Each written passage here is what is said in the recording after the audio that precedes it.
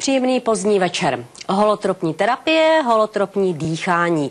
V psychiatrii známé pojmy. Mezi odborníky má ale tato metoda rozporuplnou pověst. Objevitelem je světoznámý psychiatr profesor Stanislav Grof, který v říjnu loňského roku převzal cenu nadace Dagmara a Václava Havlových Vize 97. A jeho nejbližšího spolupracovníka, jeho žáka mám dnes ve studiu. Je jim doktor Milan Hrabánek z Opavy.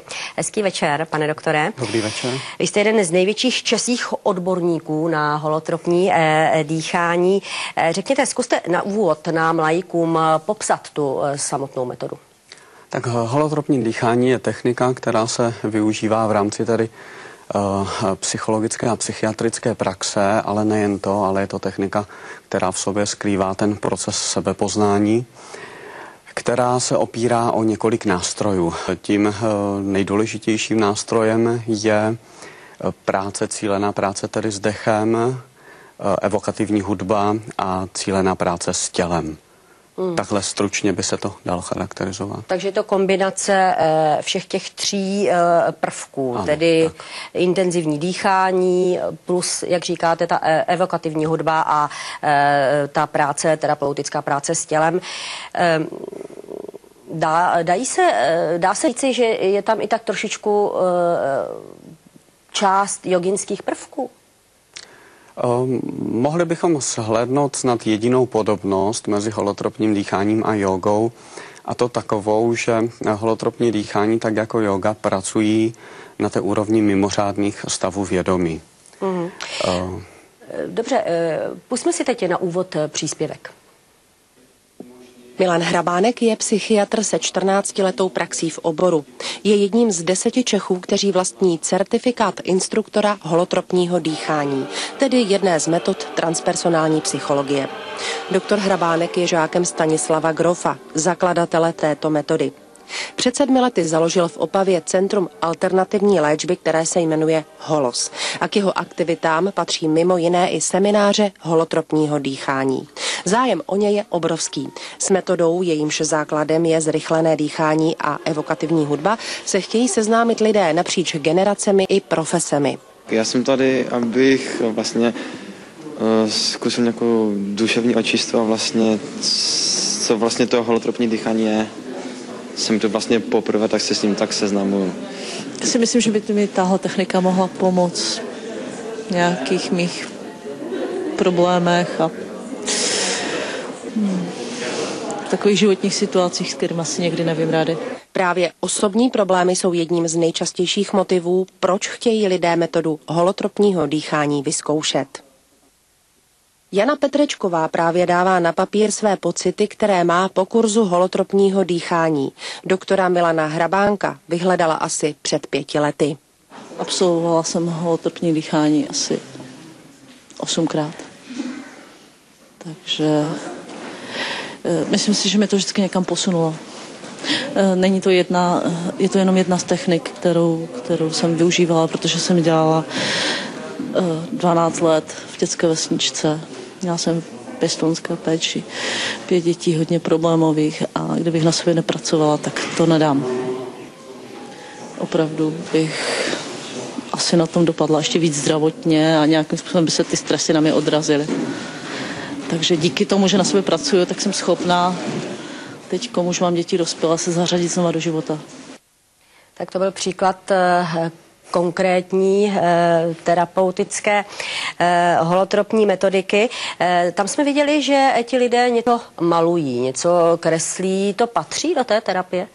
Ano, takovým doprovodným nástrojem vlastně té techniky holotropního dýchání je jedna psychoterapeutická technika, která se běžně využívá v každodenní téměř psychologické i psychiatrické praxi, nejen ambulantně, ale i ústavně na klinikách, a to je arteterapie.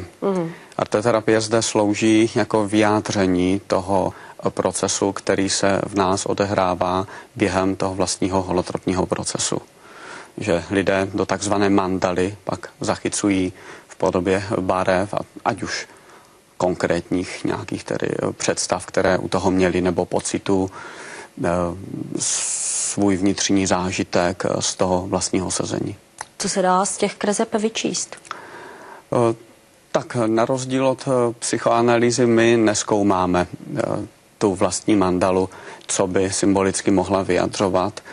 Spíše jde o to, že klient dokončuje do té mandaly ten vnitřní prožitek, kterým prochází, a jde spíše o vlastní ten čas, kdy to dílo vzniká. Nejsme tady od toho, abychom to analyzovali, tu symboliku, ale opravdu, aby ten člověk naopak ještě ten svůj proces třeba dokončil. Je pravdou, že někteří klienti shledávají, že se jim opakují ty symboly v rámci jednotlivých holotropních sezení, a pak teprve můžeme statisticky z toho třeba vyvést nějaký závěr, že symbol třeba srdce nebo kříže může mít nějakou výpovědní hodnotu pro toho klienta. My už jsme na úvod řekli, nebo respektive já jsem řekla, že objevitelem této metody je světoznámý psychiatr Stanislav Grof. Vy jste jeho žákem, jak jste se vůbec k němu dostal? Tak Stanislava Grofa znám od roku 1994, tedy osobně, kdy jsem se začal zabývat tou technikou holotropního dýchání a jinými mimořádnými stavy vědomí, kam tahle technika teda i patří. A poprvé jsme se setkali ve Francii na prvním mém, tedy vzdělávacím modulu v rámci toho Grof Transpersonal Training, což je Grofova škola pro výcvik lidí, kteří mohou pak techniku holotropního dýchání využívat. Jak dlouho vám to trvalo, než jste se tu techniku naučil?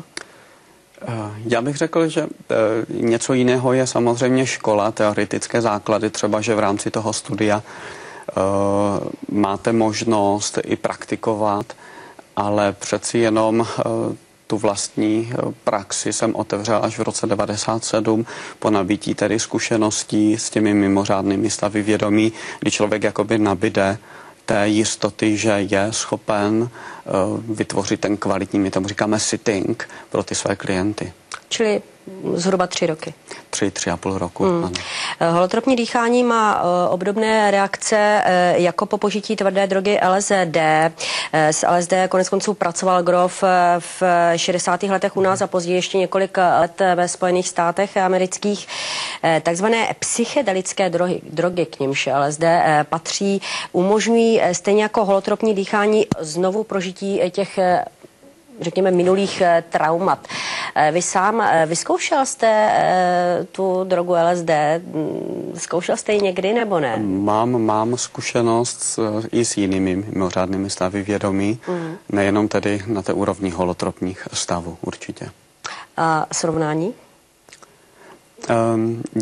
Je to jiné a ta podstata tkví hlavně tedy v tom, že pokud užijete chemickou látku, tak ten vlastní holotropní nebo ten vlastní proces je podmíněn, dá se říci, koncentrací té látky, kterou požijete, a chemickou reakcí, která se v těle v ten okamžik nastartuje.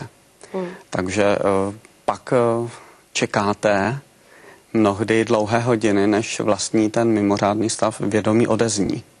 Což v mnoha případech, a známe to z běžné praxe, pokud ten člověk nemá úctu před těmi psychotelikemi, tak pak ten stav může zanechat právě i nedozírné následky na psychice, aktivovat psychózy a jiná psychiatrická onemocnění.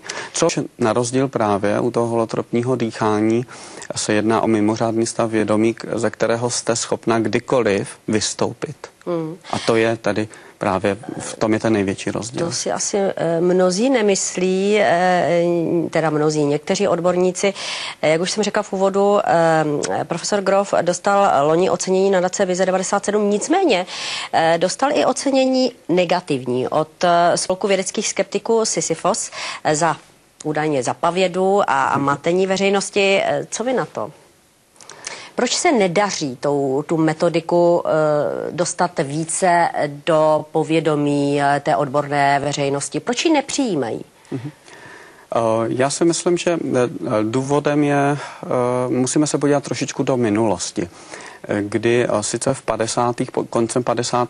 let se běžně i v České republice, bývalém Československu, pracovalo s LSD, na výzkumném ústavu psychiatrickém v Praze, kdy ať už docent Roubíček nebo dnes docent Vojtěchovský, i po roce 68 vedli dlouhé roky ještě výzkum za socialismu s touhletou látkou a patřili jsme k jedním ze zemí vůbec na světě, kde ten výzkum byl jakoby nejdelší.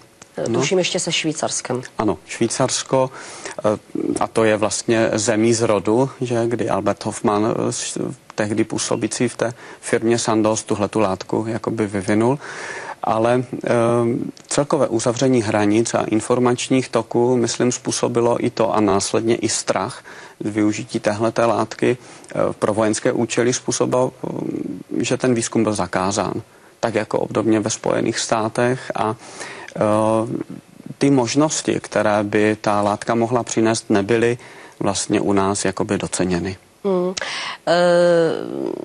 Vy jste tedy přešli potom, nebo respektive Groffova metodika je obdobná těm účinkům LSD, objevil to holotropní dýchání. Není ale i tato metodika trošičku nebezpečná? Přeci jenom tam dochází k jakésimu nadměrnému okysličování toho mozku. Není to nebezpečné? Nebezpečné bych určitě jakoby neřekl. Víte, to máte jak se, když vemete nástroj nože za ruky. Buď ten nástroj může mít vrah v ruce, pak jsou z toho nedozírné následky, ano. A nebo ho může mít v ruce řezbář, který vyřeže z toho obdivuhodné dílo, ano. A nebo žena v kuchyni, která připraví stravu. A tak nějak obdobně bych to i viděl s technikou holotropního dýchání. Pokud je v rukou tedy lidí, kteří umí s tou technikou zacházet, tak může opravdu ten mimořádný stav vědomí, který je tím produktem té techniky, tak může být vlastně bez zbytku využít jeho potenciál léčebný právě pro léčbu různých psychických, ale i psychiatrických potíží. Co jsem se měla možnost dočíst, tak vy tou metodou spíše jakoby zesilujete ty traumatické zážitky, ať už z dětství, z porodu. Je to tak? Chápu to správně? Nedá se možná říci přímo jakoby zesilujeme. Tam je asi důležité si v úvodu říci, jaká je ta role vůbec toho facilitátora, toho, kdo tu techniku holotropní jako vede. A ta je především v té roli toho sittingu, přísedícího, kdy pokud vytvoříte takové prostředí pro toho klienta, který má případně nějaké potíže, kterému umožní abreagovat celou tu vnitřní třeba mapu prožitkovou, tak pak znovu prožitím a takzvanou katarzí je možné tedy vést toho klienta k úzdravě. Dobře, zkusme to říci laickou řečí, ne tou odbornou. Dá se tedy říci, že vy toho klienta přivádíte víceméně tak trošičku do tranzu? A že si vlastně zpětně uvědomí ty traumatické zážitky. Groff hodně operuje s tím porodním jakoby zážitkem, s tou paralelou porodu hodně pracuje. Jak je to? Ano. Celý ten holotropní proces vlastně počíná tedy v té technice toho hlubokého rychlého dechu. Tak, jak jste ji zmínila, zdali hyperventilace nemůže být tedy nějakým způsobem pro ten organismus nebezpečná. Nikoliv veškeré jak pokusy, tak i klinické zkoušky ukázaly již před lety, že se tak neděje, ba naopak. Uvedl bych příklad klientů, kteří trpí neurotickými potížemi, tak zpravidla při zátěži jakékoliv stresové situaci, do které se takový klient dostane, tak ba naopak začne hyperventilovat. Ještě před lety, když bych se vrátil do své klinické praxe, tak bylo zvykem, že takový klient byl tlumen jak dechově a zpravidla to spočívalo v tom, že mu byl přiložen sáček na ústa, aby se vlastně podpořilo to dechové centrum ve smyslu udušení v uvozovkách. Ano, dneska to jistě tomu tak není, protože hyperventilace je přirozeným nástrojem toho těla, jak je možné to napětí jakoby ze sebe dostat. Ano.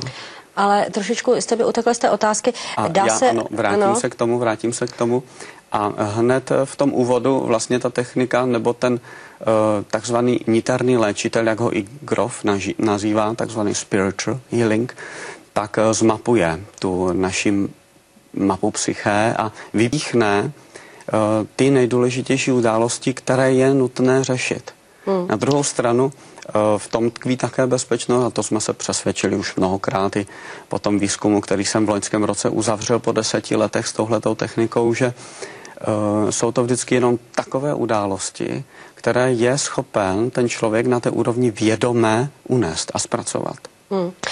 Při té holotropní metodě jde i o vyvolání takových jakýchsi, řekněme, karmických zážitků i z těch minulých životů, jak jsem se mohla dočíst. To zní pro mě skoro až mysticky. Můžete mi to nějakým způsobem objasnit, anebo něco říci z vaší praxe? Ty takzvané minulé životy, jak je někdo nazývá, nebo my se dnes přikláníme spíše k tomu pojmu vědečtějšímu, že během toho procesu může dojít k aktivaci takzvané archetypální genetické paměti. A to jak vy, tak i já jistě pocházíme z někoho, ze své matky a otce, kteří opět pocházejí od někud i geneticky. A pokud vytvoříte takové prostředí biochemické, ale i, dá se říct, spirituální v sobě a zaměříte tu pozornost, tak jsme schopni v rámci téhleté techniky ta témata aktivovat. Takže lidé během toho procesu opravdu se mohou setkat se zážitky, které jistě nemohli prožít v tomhletom životě a které je zavádějí právě do zpravidla období jiných časů, ano, dobře, jiných kultur. Do jak vzdálených životů se vaši klienti dostávají? Je to různé. Někdo má zážitky z druhé světové války, někdo z období středověku, staré antiky, Egyptu, pravěku, daleké Sibiře. A co se z těch zážitků dovídáte? My to nazýváme takzvanou preparací. Takzvaný sharing, který z anglického share sdělovat, který následuje po tom vlastním holotropním procesu, tak umožní těm klientům nejenom vypovědět, co během toho procesu zažili, ale taky s pomocí toho terapeuta je možné se na ten zážitek jako podívat i ve smyslu vyjádření jakéhosi symbolu. Těmi nejběžnějšími zážitky opravdu z řad těch karmických zážitků bývají zážitky spojeny právě s různými vraždami nebo bitvami, ano, korunovacemi obřadů, ale ty zážitky přesahují, jak říkám, ten časoprostor. Takže ten člověk může být během toho procesu nejenom pozorovatelem toho vlastního zážitku, ale mnohdy se ti lidé stávají i vlastními jakoby aktéry. Takže potom v rámci toho procesu ti lidé třeba se postaví a mají jakoby meč v ruce a snaží se jakoby si ten prožitek ještě jakoby vědomně, protože ten člověk během toho procesu není mimo. Takže on si to vybavuje. Ano, on si to zcela vybavuje, ale ti lidé jsou schopni si to zcela vědomě ještě podpořit, třeba ten zážitek. Setkala jsem se v té metodě i s pojmem psychospirituální krize. Co to znamená? Psychospirituální krize je diagnostická jednotka, která se v rámci nomenklatury té mezinárodní klasifikace nemocí evropské 10. revize zatím nevyskytuje. A je to pojem, který zavedla americká psychiatrická společnost v takzvaném tom jejich DSM-4 manuálu. A jedná se o diagnostickou jednotku, která popisuje zvláštní, tedy náboženské a spirituální, tedy v uvozovkách potíže, ke kterým může dojít právě z různých důvodů aktivací naší psyché. Je to speciální stav vědomí, kdy ten člověk opravdu má to vědomí na jednu stranu zde a tady, je schopen každodenní činnosti, ale na druhou stranu má zážitky spojené s určitou mystikou třeba, ano, nebo paranormálními jevy. A nedá se to zaměnit, řekněme, se schizofrenií nebo s nějakou jinou psychózou? Velice často právě souvisí to s neznalostí. S neznalostí našich psychiatrů, ale i psychologů velice často k tomu dochází. Ten výzkum, který jsme dělali i v rámci té mezinárodní organizace, kterou založila Christina Grofova, manželka Stanislava Grofa, takzvaný SEN, Spiritual Emergency Network, tak poukazují na to, že zhruba 25 až 27% lidí přicházející do psychiatrických ambulancí na kliniky, že je špatně diagnostikováno. Že se zpravidla jedná tedy o takzvanou psychospirituální krizi.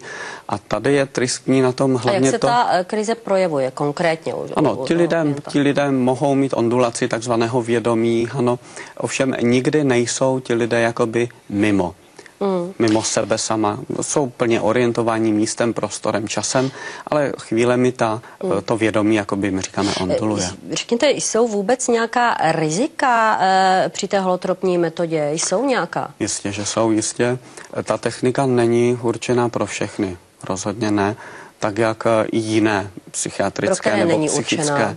Pro které není vhodná? Tak není vhodná především pro lidi s různými somatickými onemocněními, ať už je to onemocnění srdce nebo prodělaný srdeční infarkt, mozkový infarkt, lidé po operaci srdce bypassu, lidé s vysokým krevním tlakem, lidé tam, kde předpokládáme u nich, že je tam dědičnost ateroskleróze třeba, kde by hrozilo pod zvýšeným napětím té krve nějaké krvácení.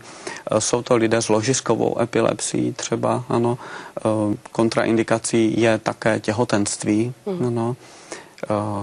Kontraindikací je glaukom, takzvaný zvýšený nitrooční tlak, ano.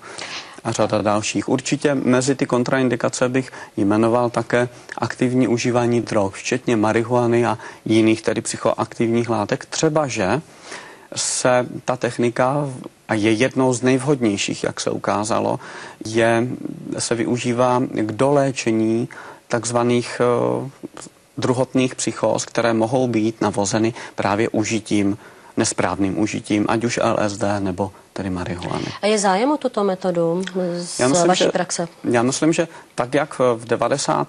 letech v úvodu byl zájem, pak nejmenovaná televize uvedla ve svém pořadu nechvalný tedy snímek o téhleté technice, nicméně od konce 90. let po uvedení právě vaší televize v rámci cyklu léčení v Evropě dokument o Stanislavu Grofovi a takzvaná holotropní hlubinná terapie, tak shledáváme obrovský zájem o tuhle techniku z řad klientů, ale i běžných lidí, kteří tuhletu techniku jsou schopni využít i k osobnostnímu růstu, takzvaný personal growth.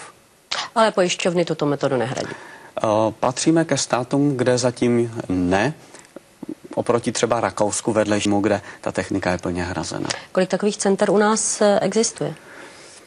Tak vzhledem k tomu, že je nás zhruba 10 certifikovaných v České republice, tak někteří se nevěnují profesionálně téhleté technice, mají spíše jako okrajovou techniku.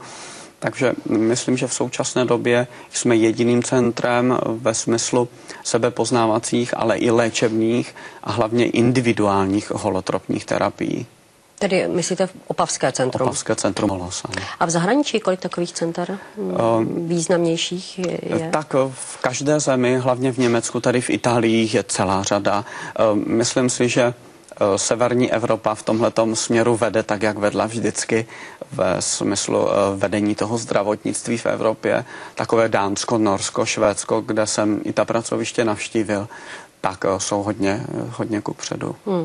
Pane doktore, já vám děkuji za rozhovor, za váš čas. Já vám také děkuji. Vám děkuji za pozornost a příjemnou dobrou noc.